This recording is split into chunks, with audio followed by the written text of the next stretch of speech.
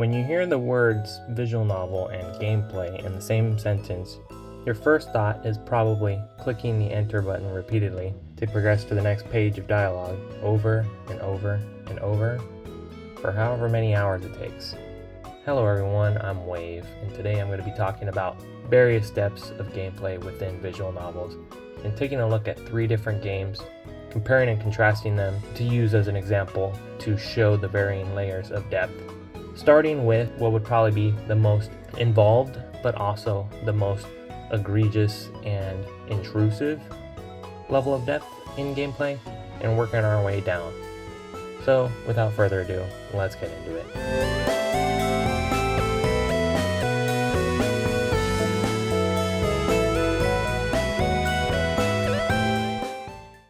Our first example is going to be Baldur's Sky, which is a game that is almost notorious for being too heavy on its gameplay.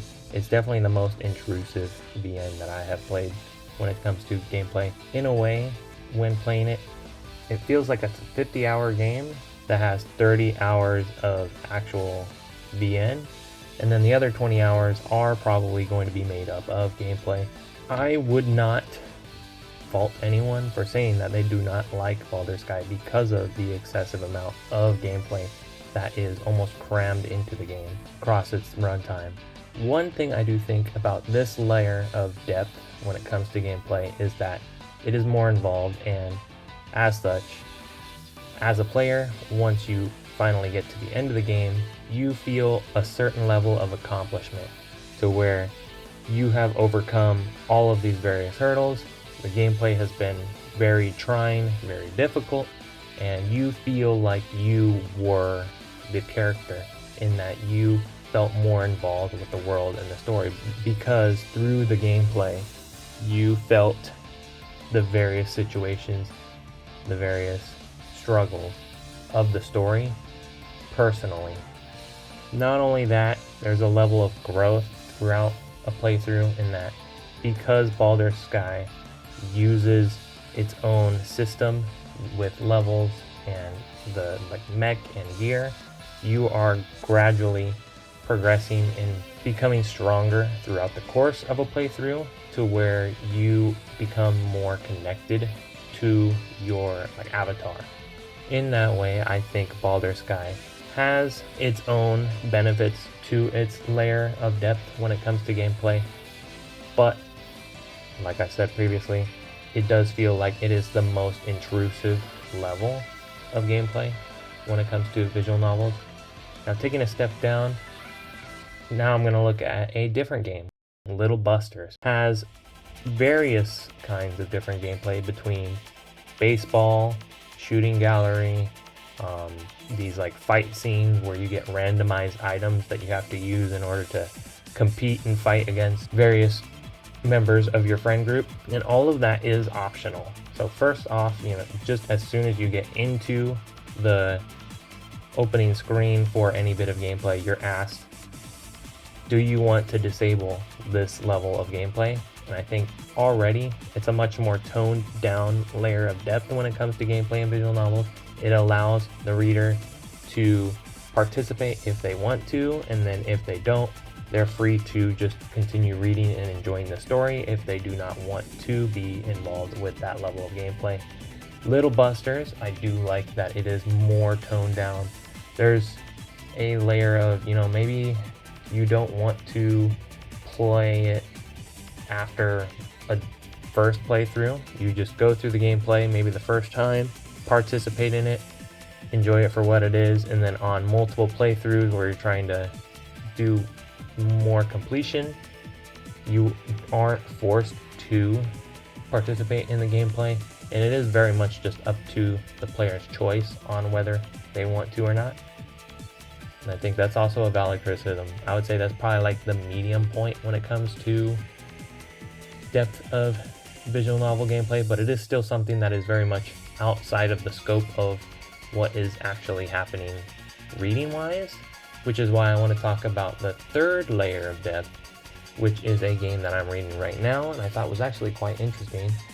It takes its gameplay and weaves it together into the actual typical gameplay of a visual novel of the actual reading portion, which is going to be Infinite Stratos, Ignition Hearts. The way that this visual novel works when it comes to gameplay is that there is a meter system. It takes place within a harem-style romance game. There's multiple different options when it comes to romance, and there is a balance between both positive and negative. Utilizes what is called an ignition boost, or an ignition gauge, to where your dialogue options throughout the course of the story, and there are a multitude of different dialogue options, both affect negatively and positively to the various heroines in that how they react to your decisions. So there is a meter that fills throughout the course of the game, and whenever you get to the breaking point when you are finally moving on to another route, it takes whatever heroine had the highest level on that ignition meter and uses that as the deciding factor. Now, it is a system that is very susceptible to save scumming. In the early portions of the game, it's very easy to just save in front of 3 dialogue options, and if you were unsure, you could just click on an option, see what positive and negative gain, if there is a negative gain, and then just revert back to the previous save, which I think is also another way of being able to allow the player to kind of be involved in the gameplay at their own level. If they don't really want to do a sort of blind playthrough, it's okay to just go ahead and revert and save scum. But I also like that when you progress further into the game, it gets more involved in that, yes, there will still be 3 dialogue options, but there is no longer going to be options that only give you positive gains. There will be options that will give you positive and negative, and you have to be able to balance that throughout various days in the day cycle.